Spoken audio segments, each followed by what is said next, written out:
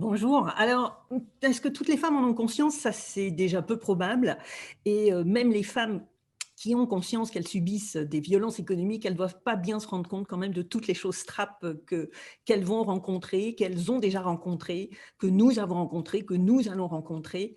Et alors du coup, dans notre groupe de travail sur la sphère privée, on a fait un exercice intéressant. On s'est dit: «Allez, puisque ça fait 2 heures, qu'on en parle, de tout ce qui se passe au cours de la vie, on va recenser, âge par âge, étape de vie par étape de vie, tous les risques d'inégalité économique qui se présentent aux femmes, que ce soit dans la vie professionnelle ou dans la vie personnelle». Alors là, ça nous a fait peur.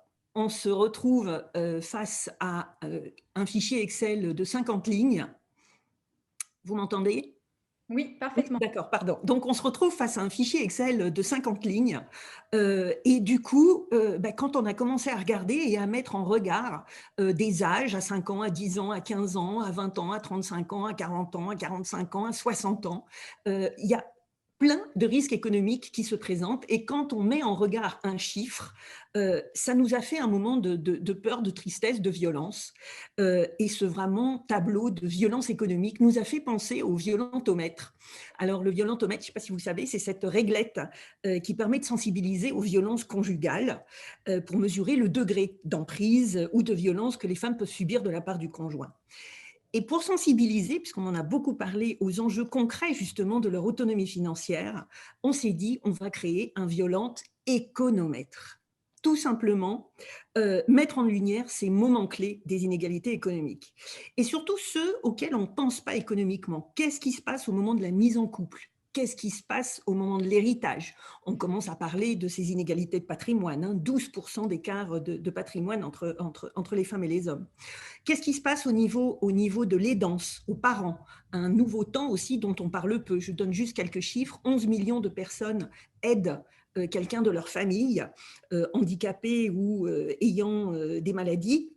57% sont des femmes et 65% disent que leur rôle d'aidance a des impacts sur leur vie professionnelle.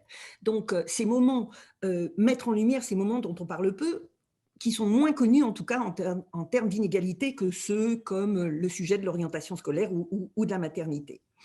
Euh, Ça s'adresserait donc à qui? Ça s'adresserait aux femmes, ça s'adresserait aussi aux parents, pour que les parents aient conscience aussi des inégalités qui attendent leurs enfants ou qu'ils ou elles portent même.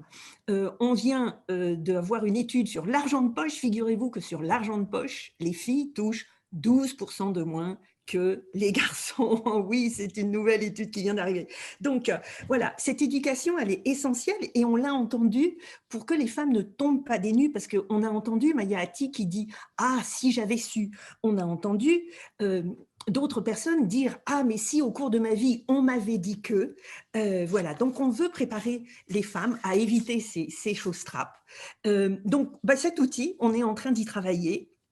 Il serait diffusé vers toutes les femmes et par exemple, il pourrait être diffusé dans les circuits bancaires. Maya Attig a déjà un outil, notre violent économètre pourrait être diffusé aussi par ce relais-là. Euh, et on a imaginé aussi des leviers de diffusion actifs, dynamiques, ludiques. Ça pourrait avoir la forme d'un quiz, de jeux de plateau, d'escape game, adossé à un livret pédagogique. Ce qui est important, c'est vraiment cette lignée de tous les âges et en regard le risque économique et le valoriser de façon financière. Voilà. On démarre nos travaux.